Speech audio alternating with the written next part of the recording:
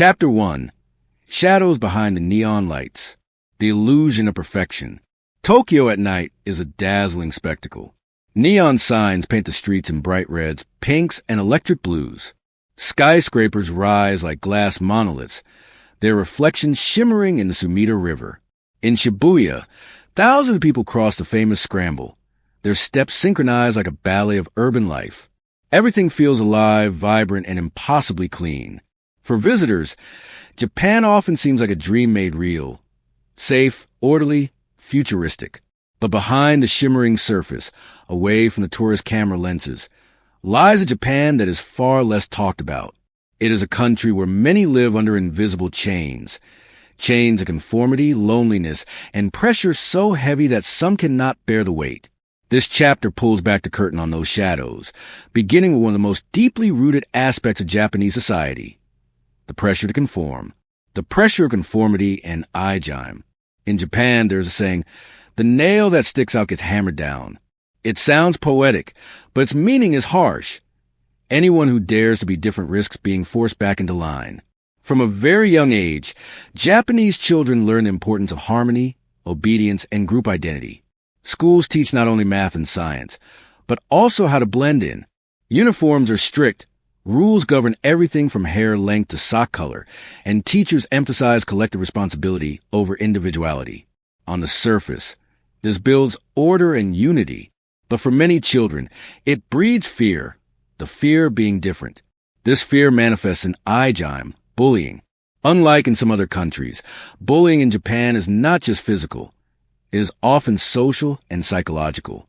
Entire groups of students may isolate one child, refusing to speak with them, treating them as invisible. For the victim, it can feel like an erasure of identity.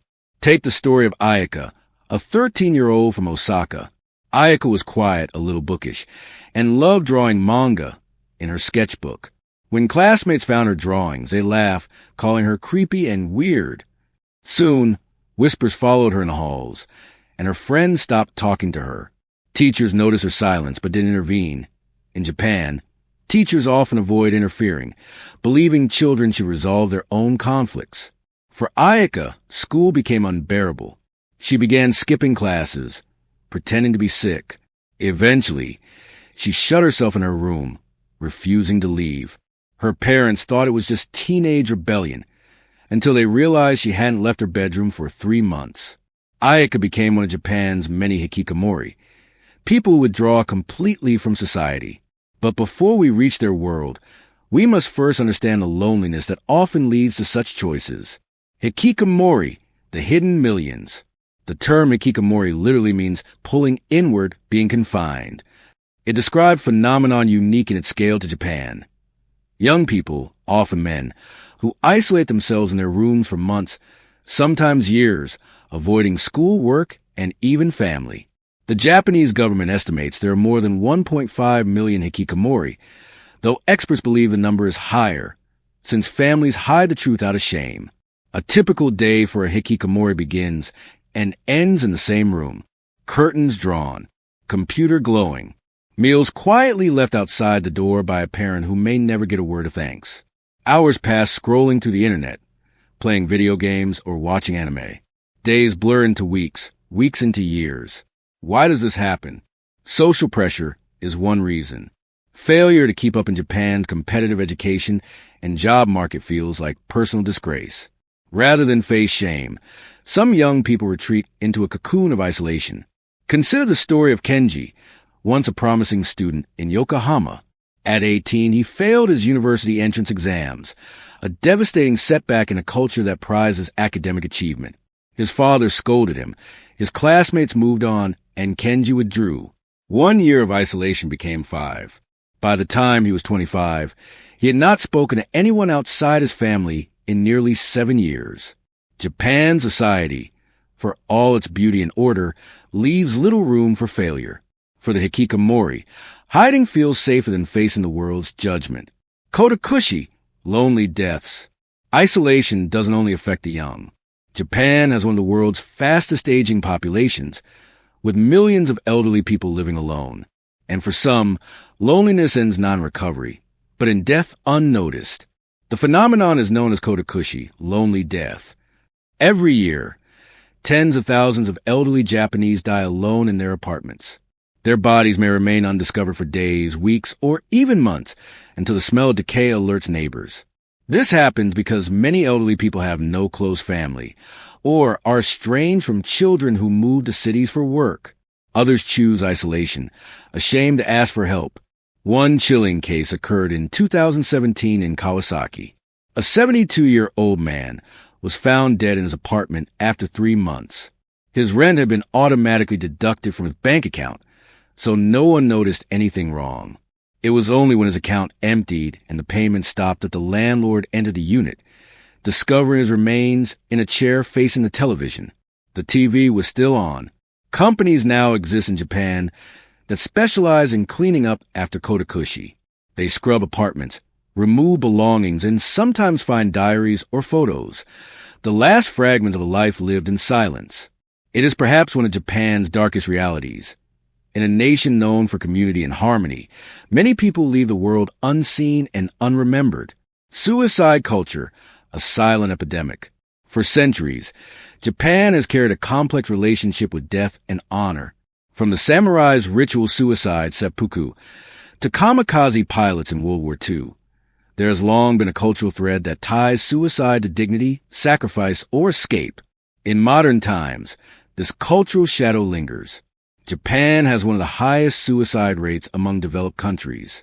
Though the government has made progress in reducing numbers, more than 20,000 people still die by suicide each year, roughly one every 20 minutes. Work pressure is a major cause. Known as karoshi or death by overwork, it describes not just deaths from exhaustion, but suicides linked to overwhelming stress. Take the story of Matsuri Takahashi, a 24-year-old graduate who joined Japan's largest advertising agency, Dentsu. Her workdays stretched past midnight, and she often clocked more than 100 hours of overtime each month. In December 2015, she posted a final message on social media. "I want to die. I'm so tired." Days later, she leapt from her company dormitory to her death. Her case shocked Japan and led to promises of reform. Yet long hours and unpaid overtime remain common, especially in industries where loyalty to the company is seen as sacred. Suicide also takes root in schools. Teenage students buckle under the weight of exams, bullying, and the fear of disappointing their families. In Japan, suicide is a leading cause of death for people aged 15 to 39. It is a silent epidemic hidden behind polite smiles and impeccable order. Aokigahara, the forest of death. Perhaps no place symbolizes Japan's suicide crisis more than Aokigahara, the dense forest at the base of Mount Fuji. Known worldwide as a suicide forest, it is infamous as a destination for those who wish to end their lives. The forest is eerily quiet. Its thick trees block wind, and volcanic soil absorb sound. Compasses malfunction here, adding to its unsettling aura. Signs at the entrance plead.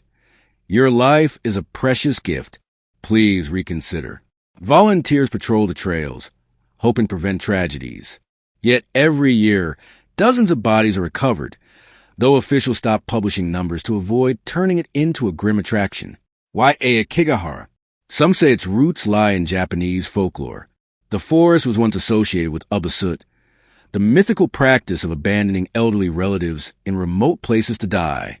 In the 20th century, novels and films romanticized the forest as a place of quiet escape.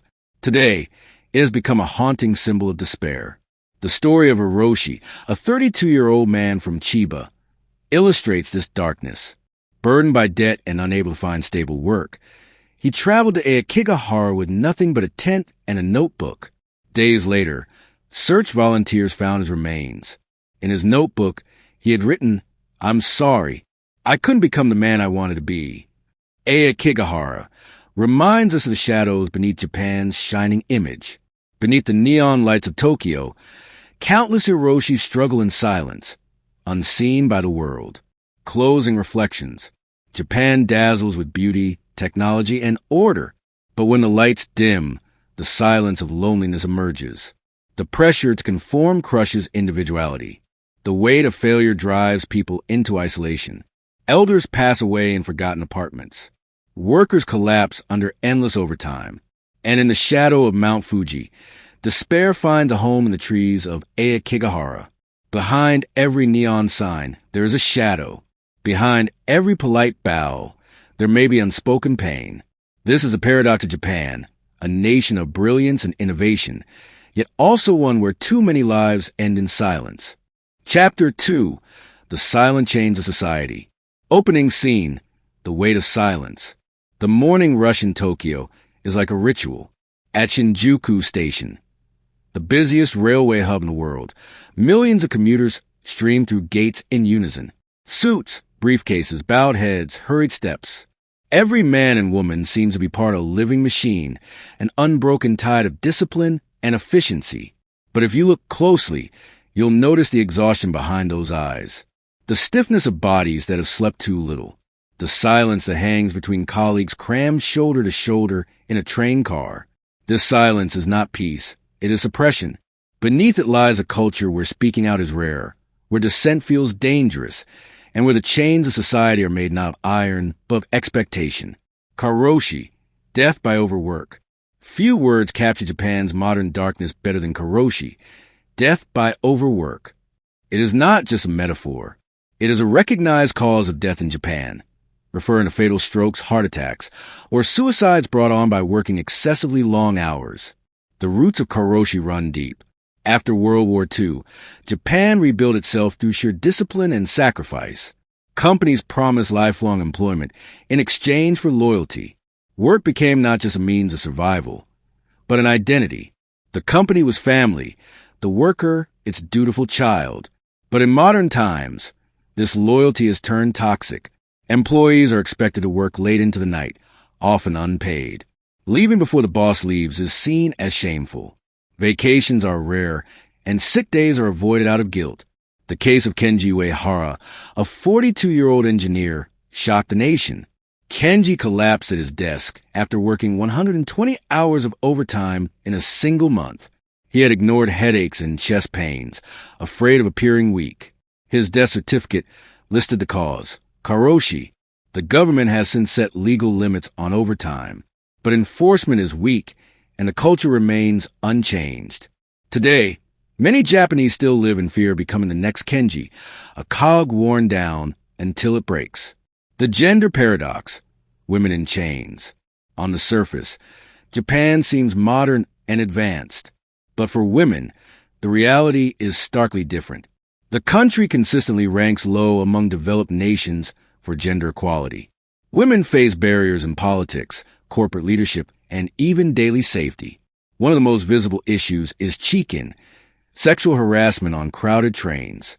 For decades, women have endured groping in silence, trapped in overpacked cars where escape is impossible.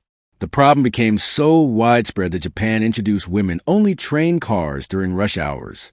Yet harassment is only one part of the struggle. In the workplace, women are often pushed into low-paying or temporary jobs. Employers hesitate to promote them, assuming they will leave to raise children. Those who do pursue careers face discrimination, exclusion from male-only networking, and the expectation to serve tea to colleagues rather than lead meetings. Take the story of Aya Sato, a 29-year-old office worker in Tokyo. When Aya announced her engagement, her manager congratulated her, and then hinted that she should resign to focus on family. Aya protested, but the pressure from co-workers was relentless. Why not let your husband support you? They asked. Weeks later, she quit. This pressure extends into marriage. Many women are expected to leave work after childbirth, becoming full-time homemakers. Those who choose independence are sometimes labeled as selfish or unnatural. This cultural paradox, modern on the outside, patriarchal on the inside, is one of Japan's enduring shadows. Exploitation in the shadows, hostess clubs and compensated dating. Beneath Japan's glittering nightlife lies an industry that thrives on loneliness and desperation. Hostess clubs, scattered across districts like Tokyo's Kabukicho, employ thousands of young women who entertain men for money. Their job is not sex, but companionship, pouring drinks, laughing at jokes, listening to complaints. For many salarymen, these clubs are escapes from stressful jobs and distant marriages. But the line between companionship and exploitation is thin. Many hostesses are pressured into deeper relationships with clients, sometimes involving coercion, debt traps, or violence. The clubs, often tied to organized crime, profit from vulnerability. Another troubling phenomenon is enjo kosei, compensated dating. Schoolgirls, often still in uniform, meet older men for meals, shopping trips, or sometimes sexual favors in exchange for money. Though illegal, it persists in hidden corners of Tokyo and Osaka. For the girls, it is a way to earn quick cash. For the men, it is a fantasy of control. For society, it is a moral crisis kept out of sight. The story of Miyu, a 16-year-old high school student, reveals the danger. Miyu began compensated dating to afford branded clothes her classmates flaunted. At first, it was dinners and gifts. But soon men demanded more. Trapped and ashamed, Miyu could not turn to her family. One evening, she disappeared. Weeks later, her body was discovered in a hotel room, a victim of violence by a man twice her age. Miyu's tragedy is not isolated. It exposes society where pressure to appear perfect pushes even children into dangerous shadows. The Yakuza, Japan's silent underworld. Japan is often praised as a nation with low crime rates. And it's true, street crime and random violence are rare. But beneath the calm surface, organized crime operates like an invisible empire. The Yakuza, Japan's powerful mafia syndicates, have existed for centuries. With their full-body tattoos, strict codes of honor, and severed fingers as punishment, they once seemed like relics of the past. But today, they control multi-billion-dollar industries. From gambling and loan sharking to construction, real estate, and the sex trade. What makes the Yakuza unique is their semi-public existence. For decades, they operated openly, with offices, business cards, and logos on buildings. Police tolerated them as necessary evils who maintained order in criminal markets. But as laws tightened in recent years, the Yakuza adapted, moving deeper underground. Their reach remained strong. After the 2011 Fukushima disaster, Yakuza gangs applied labor to decontamination efforts, exploiting desperate men who needed work. In nightlife districts, many hostess clubs and illegal gambling dens still pay tribute to Yakuza bosses. The Yakuza's grip is not just criminal, but cultural. They embody a twisted version of Japan's values, loyalty, discipline, and sacrifice, corrupted into tools of control. Birakumen, the outcasts of history. Not all chains are visible. Some are centuries old, hidden in bloodlines and surnames. The Birakumen, descendants of historical outcast communities, still face discrimination today. In feudal Japan, the Birakumen were forced into unclean jobs: executioners, butchers, leather workers. They lived in segregated villages, forbidden to marry or mix with others. Though legally abolished in the 19th century, prejudice persisted. Even today, some families avoid marrying into Birakumen bloodlines. Employers secretly check family registries to uncover ancestry. In 2016, a scandal erupted when a leaked list of thousands of Birakumen names circulated among corporations, used to prevent undesirable hires. For a nation that prides itself on harmony, the existence of such hidden prejudice reveals a darker truth. Not all are equal in the eyes of society. Foreign workers, silent exploitation. Japan's population is shrinking, its workforce aging. To fill labor shortages, the government has quietly opened its doors to foreign workers, especially from Southeast Asia and South Asia. These workers arrive on technical intern programs, promise training and fair wages. But the reality is grim. Many are forced into low-paying, dangerous jobs in factories, farms, and construction sites. Their passports are confiscated, hours are grueling, and living conditions poor. Complaints risk deportation. The story of Nguyen, a Vietnamese worker in Nagoya, illustrates the struggle. He came to Japan hoping to learn skills and send money home. Instead, he found himself working 14-hour days in a freezing warehouse, earning barely enough to survive. When he asked for help, his employer threatened to send him back. Such stories are common, yet rarely reported in Japanese media. The silent exploitation of foreigners sustains industries, while the nation preserves its image of order and prosperity. Closing reflections. Japan's society is often described as harmonious, efficient, and safe. And it is. But harmony can become silence. Efficiency can become oppression. Safety can conceal exploitation. From the office worker collapsing at his desk, to the woman harassed on her daily commute, to the teenager lured into dangerous encounters, to the foreigner laboring unseen in factories, Japan's shadows are not random tragedies. They are the product of a system that prizes appearances above reality, loyalty above freedom, silence above truth. These are the silent chains of society. Chains that bind without rattling, chains that weigh down lives without making a sound. Chapter 3. Ghosts of the Past, Shadows of the Future. Opening scene, the unspoken past. In Hiroshima, the Peace Memorial Dome stands as a haunting silhouette against the sky. Tourists gather, school children take notes, and survivors tell stories of the atomic bomb. Japan often presents itself as a victim of war, a nation that rose from ashes into peace and prosperity.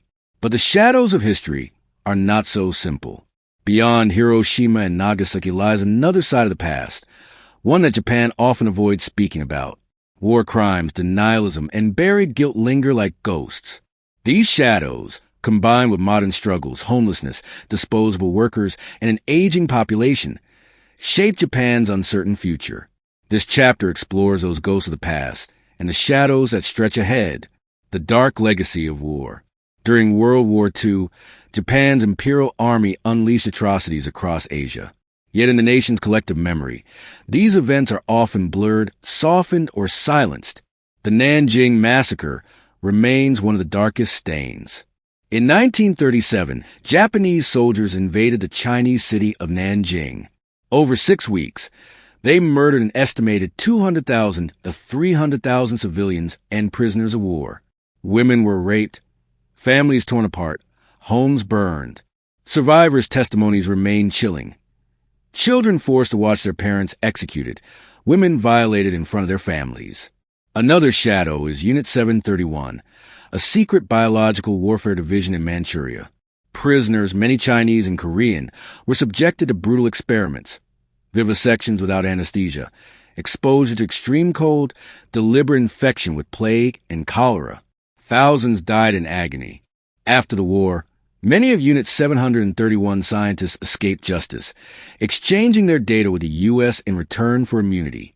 Yet within Japan, these horrors are rarely taught in detail. School textbooks often downplay or omit them. Some politicians deny or minimize the atrocities. Visits by Japanese leaders to the Yasukuni Shrine, which honors war dead, including convicted war criminals, spark outrage in China and Korea. For Japan, facing the past has always been complicated. Pride colliding with guilt, victimhood overshadowing responsibility.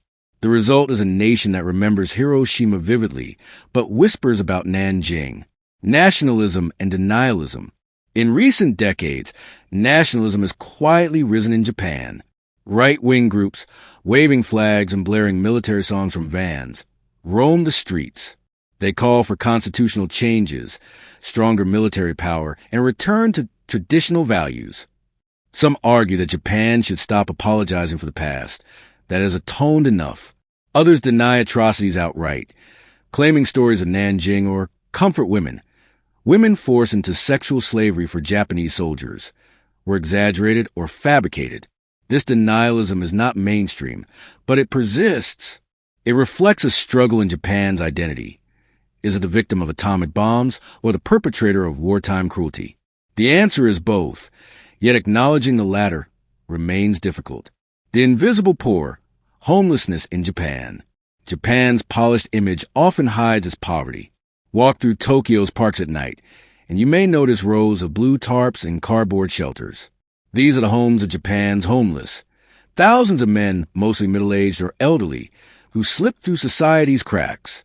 Unlike in some countries, Japan's homeless rarely beg or cause disturbances. They are quiet, orderly, almost invisible. Many collect cans for recycling or do odd jobs for cash. The government provides some welfare, but stigma keeps many from seeking help. The story of Shinji, a former construction worker, is typical. After losing his job during the 1990s economic crash, he searched for work but found none. With no family support, he drifted into homelessness. For years, he lived in a tent in Ueno Park, reading newspapers left behind by commuters. "I used to build skyscrapers," he once said. "Now I live beneath them." Homelessness in Japan is not chaos, but silence. Lives erased quietly, like ink fading on paper. Disposable workers, the precarious class, beyond the homeless are the freeders and irregular workers. Japan's disposable workforce. These are people, often young or middle-aged, who work on temporary contracts, part-time jobs, or low-wage labor with no benefits. In the post-war era, Japan's system promised stable, lifelong employment. But after the economic bubble burst in the 1990s, that system crumbled. Today, nearly 40% of workers are non-regular employees, vulnerable to dismissal and poverty. Akira, a 34-year-old freeder in Osaka, juggles 3 part-time jobs: convenience store clerk, restaurant dishwasher, and delivery driver. He works almost 70 hours a week, but earns less than a salaried employee. He dreams of marriage, but cannot afford it. "I am disposable," he admits. "The company does not need me. Society does not need me. I survive, but I do not live." These disposable workers are Japan's hidden backbone, propping up industries while trapped in insecurity. They are the ghost class of modern Japan, present but unseen. Mental illness, the unspoken taboo. While Japan excels in medicine and technology, mental health remains deeply stigmatized. Depression, anxiety, schizophrenia. These conditions are rarely discussed openly. Seeking therapy is seen as shameful, a sign of weakness. Many families hide relatives with mental illness, fearing social judgment. Patients are often over-medicated instead of counseled. Public awareness campaigns exist, but silence persists. The tragedy of Yudo, a university student in Nagoya, reflects the stigma. Suffering from depression, Yudo begged his parents for help. They feared shame and told him to work harder. Alone, Yudo ended his life at 21. His story mirrors thousands, a silence so deep it swallows voices before they're heard. Japan's silence on mental illness is perhaps one of its darkest chains, invisible, unspoken, yet deadly. The aging society, shadows of tomorrow. Looking forward, Japan faces a crisis unlike any other nation: rapid aging and population decline. By 2050, nearly 40% of Japanese will be over 65. Birth rates continue to fall, and villages across the countryside are disappearing, their schools empty, their houses abandoned. The impact is visible already. In Akita Prefecture, some towns have more ghosts than children. Graveyards outnumber schools. In Tokyo, nursing homes overflow, while thousands of elderly live alone, awaiting kodakushi. Meanwhile, the younger generation bears a financial burden, supporting pensions and health care for millions of elders. The question looms: can Japan sustain its future? Will the country of robots and skyscrapers collapse under the weight of its own age? Balancing light and shadow. Despite these challenges, Japan remains a nation of resilience. It has rebuilt from devastation before. Its people endure hardship with quiet dignity. But the future depends on confronting shadows, not hiding them. If Japan can acknowledge its past, the ghosts of war, the injustices of discrimination, and face its present, the silence of mental illness, the suffering of disposable workers, it may yet carve a brighter path. But if the chains of conformity and denial remain, the shadows may only deepen. Closing reflections. As night falls in Tokyo, the neon lights flicker on once more. Tourists marvel at Shinjuku's skyline. Couples stroll through Shibuya. Children laugh in arcades. On the surface, Japan glows modern, clean, safe. But in the alleys, the homeless prepare their cardboard beds. In cramped apartments, hikikomori stare at glowing screens. In distant forests, despair waits quietly among the trees. In history books, pages remain half-written. And in the future, an aging nation wonders who will carry its weight.